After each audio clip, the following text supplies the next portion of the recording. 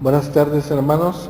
Espero que se encuentren bien. Agradezco la invitación para la prédica del día de hoy. Les invito a que busquemos en nuestra Biblia en el Evangelio de Mateo, capítulo 14, versículo 22 al 33. Dice su palabra: Enseguida Jesús hizo a sus discípulos entrar en la barca e ir delante de él a la otra ribera, entre tanto que él despedía a la multitud. Despedida la multitud, subió al monte a orar aparte, y cuando llegó la noche estaba allí solo. Y ya la barca estaba en medio del mar, azotada por las olas, porque el viento era contrario. Mas a la cuarta vigilia de la noche Jesús vino a ellos andando sobre el mar, y los discípulos, viendo andar sobre el mar, se turbaron diciendo: un fantasma, y dieron voces de miedo. Pero enseguida Jesús les habló diciendo: tened ánimo, yo soy, no temáis. Entonces le respondió Pedro y dijo: Señor, si eres tú, manda que yo vaya a ti sobre las aguas. Y él dijo: ven. Y descendiendo Pedro de la barca, andaba sobre las aguas para ir a Jesús. Pero al ver el fuerte viento tuvo miedo, y comenzando a hundirse dio voces diciendo: Señor, sálvame.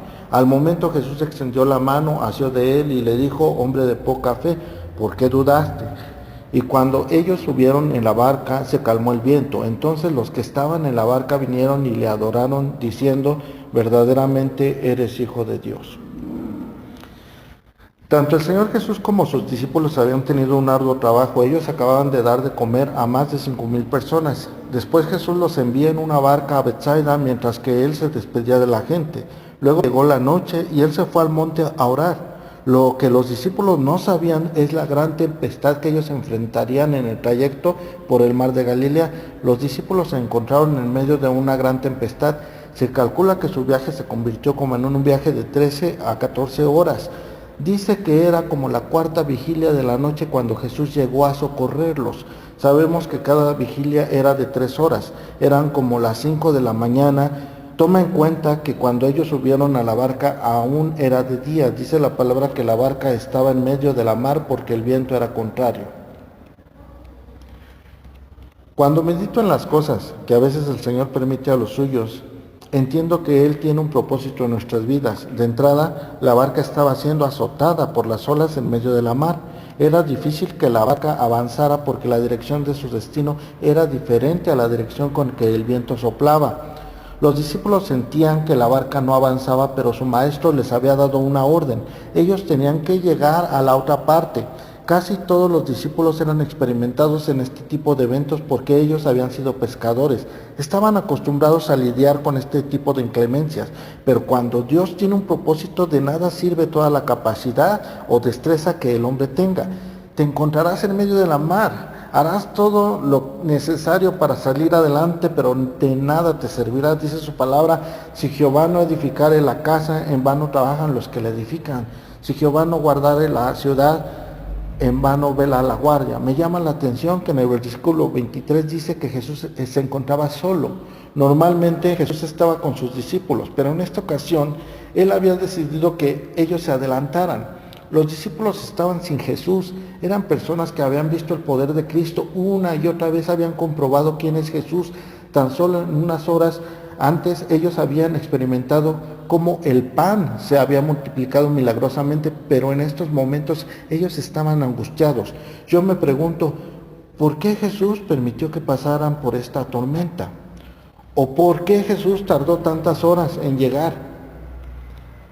¿Qué acaso no acababan de trabajar mano a mano con su maestro? ¿Acaso no lo habían dejado todo para seguirlo? Y así podríamos tener un estilo de reproche para con Jesús. ¿Por qué te fuiste, Jesús? Bueno, la explicación viene en los siguientes versículos. Jesús llegó caminando sobre la mar. Los discípulos tuvieron temor pensando que era un fantasma, pero Jesús les dice: confiad, yo soy, no tengan miedo. ¿Tantas horas, Jesús?, diría algún discípulo. Jesús se aparece en una forma sobrenatural porque Él es el que es. Mi Señor es poderoso. Él puede caminar sobre la tempestad porque Él está sobre la tempestad y nos dice: yo soy. No tengas miedo. Los que son de Cristo saben escuchar la voz de su Maestro, pero a veces son tan fuertes los problemas que nos rodean que dudamos.